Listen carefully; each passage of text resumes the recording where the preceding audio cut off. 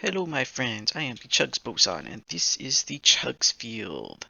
Except it's not really. This is a single player world I created to make sure the seed was a good one and I think I like it. It's got a taiga biome over there, a swamp biome to the other side, just a frozen ocean biome over there, that's pretty nice for free ice. I think I saw a couple ruined portals, there's one over that direction and I think that direction. And then there's a swamp hut real nearby, which is nice. There was a ravine somewhere, I think. I don't remember where, but it had a exposed cave spider spawner, which is pretty cool. And in some direction, there was a village, which will be really nice in collecting all the materials we will be needing over the course of the series. So what is the Chugs Field? It's a survival multiplayer server created by myself, mainly as an experiment as I get a feel for what it's like in the world of gaming on YouTube, but it's also a fun place for me and my friends to play on a world together in a mostly vanilla environment. We'll get to that later on the video. Now, this is a survival server, although each of us will be allowed to use spectator accounts to make planning builds a bit easier. We are playing on hard difficulty in a default world type, and if you're interested, the world seed is the Chugs field with spaces, or you can copy the numerical world seed from the description below. I actually had a small hiccup with the server not using the world seed I fed to it in the config files, but after messing around a bit, I found I could just create a new single player world with the seed and import that into the host. Yeah, you could probably tell at this point I'm pretty much hitting the ground running with all this server hosting, video editing, content creating, all this modding stuff. It's really new territory for me, so it'll be an interesting adventure you can join me on as I learn the ins and outs of managing a Minecraft server and a YouTube channel. Even if I start off a bit shaky, as most people do, I hope to improve and expand on my abilities as time goes on. A couple things that might be worth knowing as a viewer. This will be a family-friendly series, so there won't be any language, adult topics, big political discussions, or anything like that. I like my videos to be viewed by all ages. Moreover, we've agreed on the server that there will be no griefing of other players' builds, and we won't be using any hacks. However, we will be allowing exploits as long as it doesn't actually cause the server to struggle in any way. So stuff like breaking bedrock, TNT duping, and other unintended game mechanics will be allowed. I'm also allowing the use of chunkbase.com.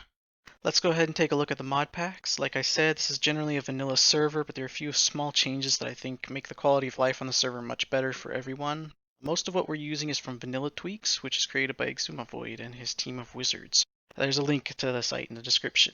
We'll start off with the resource packs, which anyone who joins will be prompted to download when they first join the server. This includes different stems for melons and pumpkins, variated bookshelves, block sides for smoother landscapes, quieter sounds, which I think is pretty self-explanatory, a handful of utilities, the Witherheart's HUD change, and the dark UI.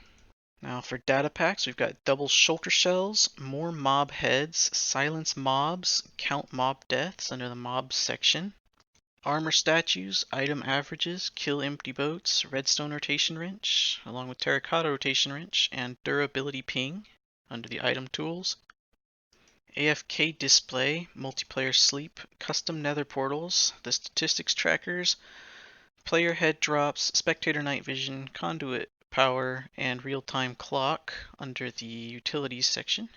And for the villager section, we have workstation highlights and wandering trades.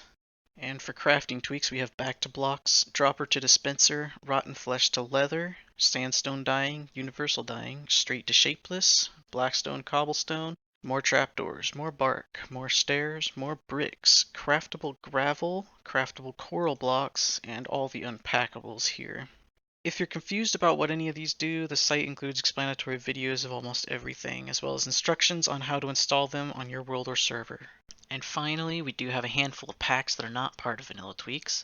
This server runs on the Fabric modding toolchain, which means Optifine is no longer an option now that OptiFabric is discontinuing development. To replace it, the server is running Sodium, which focuses on streamlining chunk rendering, but also a variety of other optimizations, Lithium, which optimizes the physics, AI, world generation, and more, and Phosphor, which specializes in optimizing lighting updates. These three together improve the performance, actually even better than Optifine, I've come to find out. As for myself, I'm also running a few client-side mods that are possible to use on the Fabric loader. In the absence of Optifine, I've added a handful of mods that replace some of its features, such as static FOV, OK Zoomer, and Lamb dynamic lights. I will also be using Bounding Box Outline Reloaded, which allows me to see the bounding boxes of structures like swamp huts and villages and stuff like the spawn chunks and biome boundaries. This is really useful for farms, and I expect it'll come in handy for some builds as well. Lastly, I'm using the Replay mod, which is the main reason this server is running on Fabric. It's just too good a tool for a creator to pass up. Links to all these mods can be found in the description below. I've also been experimenting with map mods. Dynmap unfortunately isn't ported for Fabric at the time of this video, so I'm still on the search for a good alternative for that. I poked at using Overviewer to see if that's something I'd be able to work with on the server, but it doesn't seem to be what I'm looking for.